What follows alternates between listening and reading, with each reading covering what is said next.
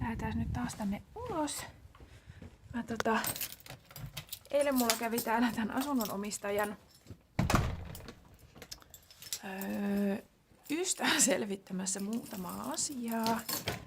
Muun muassa näistä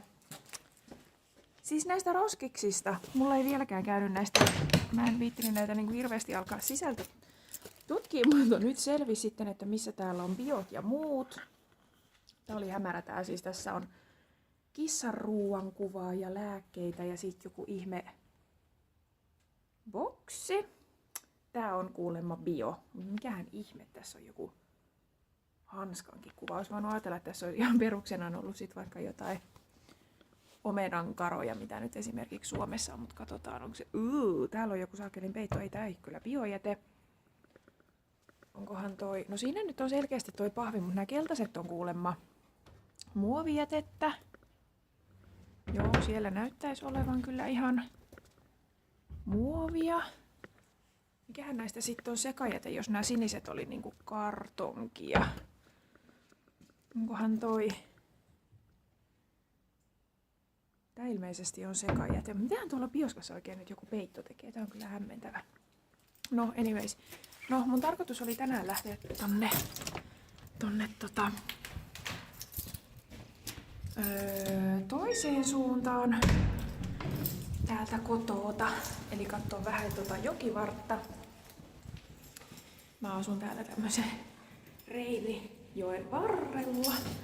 Niin mäpä laittelen sieltä sitten taas video, kun mä oon päässyt sinne. Eli sinne suuntaan lähettäis töihin ja tänne suuntaan lähdetään nyt katteleen jokea. Palataanpa siellä. Nyt on lauantai ja mä lähdin himasta vähän tänne katteleen maisemia. Käännetään tää kamera. Ai niin, ei voi kääntää kameraa toisinpäin kuvauksen aikana, niin otetaan tästä nyt sitten toinen pätkä jatkuu. Niin, nyt on kamera käännetty toiseen suuntaan, eli siis tuolta suoraan edestä minä tulin. Toi on mun kotikatu tuossa ton vihreän auton heti takana. Niin, siis olin hämmentynyt tuosta. Tiesin kyllä, että ollaan lähellä keskustaa, mutta jotenkin toi oli niin rauhallinen toi mun kotikatu ja mä tulin sinne ihan toisesta suunnasta, niin oli jotenkin outo kävellä vaan ihan parikymmentä metriä poispäin sieltä. Ja nyt täällä on tällaista, siis tuolla on suklaamuseo tuolla edessä. Ilmeisesti näiden kaikkien rakennusten takana on jo, se joki onkin itse asiassa näkyy tossa kohtaa. Eli Kölnin tunnettu joki on tossa, Reinjoki on siinä. Kaikenlaista rakennusta on. Mä lähden nyt tonne vähän tutkiin tonne edustalle, että mitä kaikkea siellä on.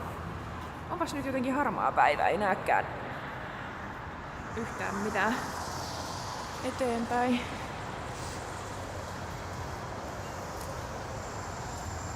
Mielestäni silloin kun mä tulin junalla sieltä rautatieasemalta, niin mun mielestä mä tulin tuolta niin kuin nyt jostain tuolta niin kuin edestäpäin. Joo, tulin, koska siellä menee nyt juna. Eli siis tuota siltaa pitkin minä tulin lentokentältä junalla tänne kaupunkiin. Ja tuolla vasemmalla jossain on sit se rautatieasema.